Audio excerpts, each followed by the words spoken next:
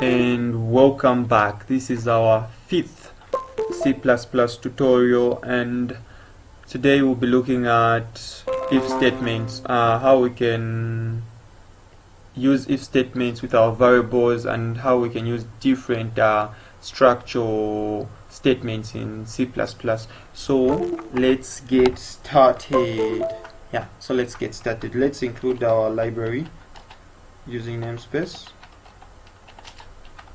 STD, I always laugh. STD kind of sounds like, STIs. Anyway, happens.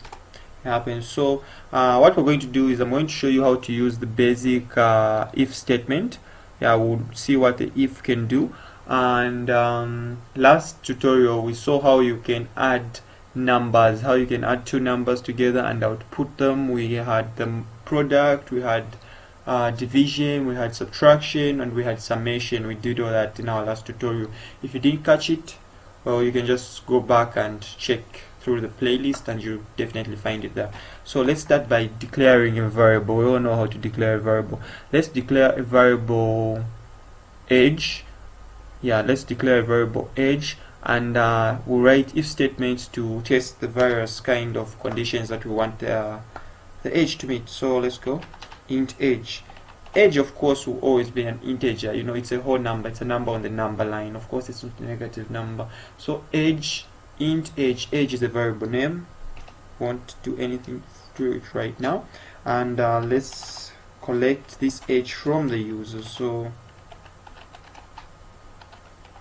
enter your age and L. So once you ask a question, what you're expected to do, let the person answer, let the person give you a response. So we go with our cin, our variable name here, age. So we have the age. So let's say we want to write a program whereby if you're less than 10 years old, you have to stay in the house. It's court. Let's say it's the court season. So if you're less than 10 years old, stay in the house. It's court. Where the hell do you want to go? Come on, you have to enjoy your childhood feeling warm and comfort in the house, that is. Not like when we were growing up. So we're going to write if. This is how you start your if statement. If your brackets, and you place your condition. So if, then we place our condition to say age less or equal to 10. So if age less or equal to 10, so if the age is less or it's equal to 10, what do we want to do? So we simply want to tell them to say, hey, stay indoors, it's cold outside. That's what we basically wanted to tell them if they're less than 10. Else, what if they are not less than 10? What if they are over 10 years old? What do we want to tell them? So else, remember, you can have an if, but an if is always accompanied by an else. There are situations where you can only have an if alone, but just know an if is always accompanied by an else. So else, meaning if they're not less or equal to 10, then we know they have to be greater. So else, we want to see out to say, hey, stop being a lazy bum. A lazy bum, and go outside. This isn't really the best advice in this crisis we're living of the corona, but sure as hell it's the logical example that we're actually looking for here. So if you compile and run this, say okay. So it's compiling. Should I abort? No. Abort? No. Let's see, am I going to get any errors? Shorten? No, I'd rather just leave it. Compile. So here we have error 0, warning 0, and if we run this, tells us enter your age. So let's say 2 years ago I was 7 years old, so I enter 7, and it says, hey, stay indoors, it's cold outside.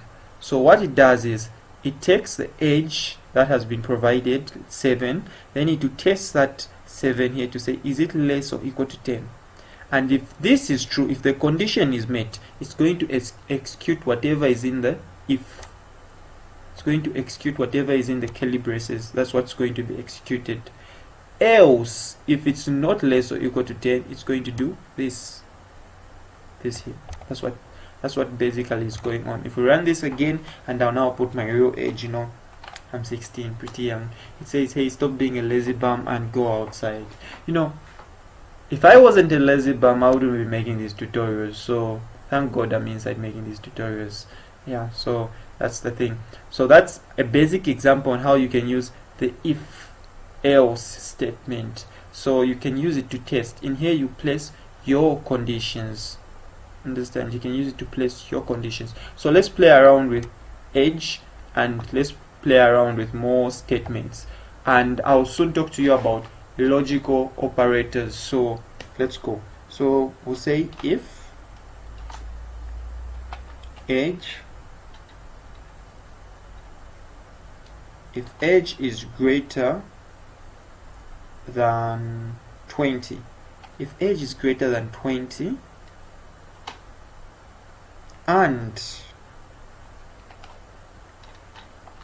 age is less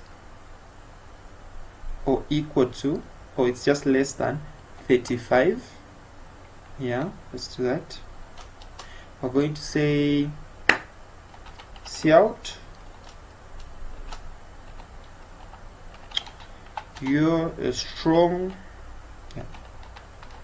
you're a strong youth. That's what you are. Of course, you're a strong youth. Come on, you have to be. This is Africa. If you're not a strong youth, then what are you? Then let's go with the else. Else, want to display to say, I don't know where to place you. Yeah, simple. I don't know where to place you. So I'll explain this this piece of code here, the uppers and signs. I'll explain them. Let's just compile, run this, and see what it does. So if I enter age less than 20, 17, it says I don't know where to place you.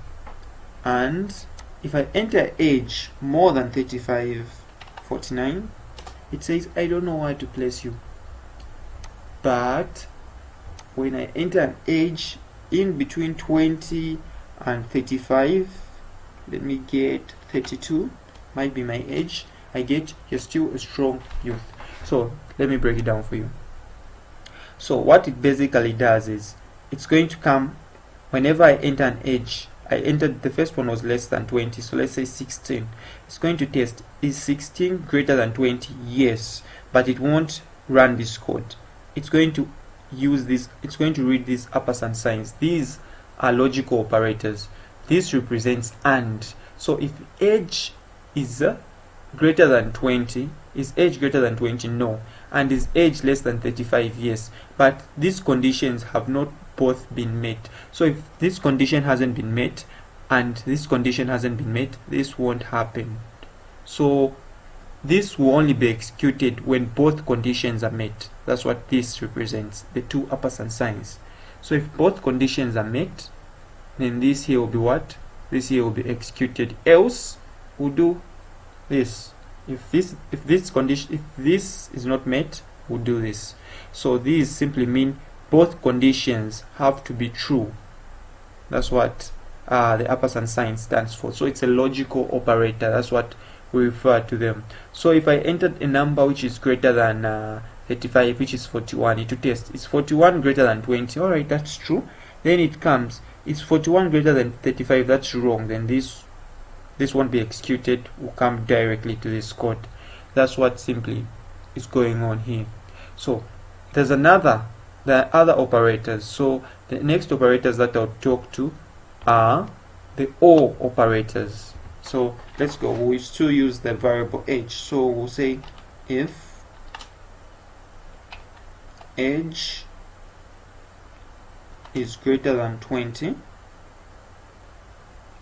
if age greater than 20, then we're going to use the or age is equal to 19. What do we want to do? You can drive a truck. You can drive a truck. Yeah, I've always wanted to drive a truck. Too bad I only drive trucks. Oh no, I even suck. Need for Speed trucks, I suck. Yeah, so I suck almost at everything that has to do with driving.